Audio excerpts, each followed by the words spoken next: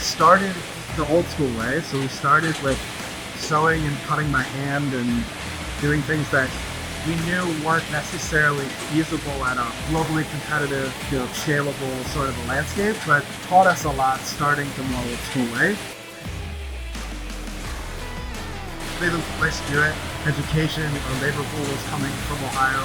Universities like Penn State that offer us such a direct pipeline for some of the very specific training around the equipment that we use that they excel in. Labor, cost, community is incredible in terms of the entrepreneurial landscape. Tons of mentors that have started businesses they think in that are operating at the fix and sort of take a step back and understand what a bulletproof supply chain for us for yarn looks like in the States.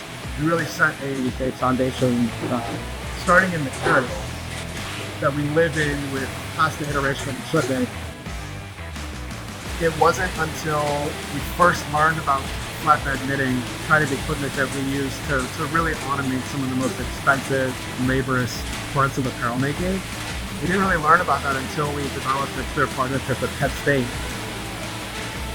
We're able to provide content services and logistics and distribution services and all these adjacent things to help make in the USA a lot. There's a lot of rebuilding going on in Asia across the board. We feel like we're all directly playing a part in building not just the apparel industry in that shape, but also the future of what England has to offer. You can't beat us, so join us.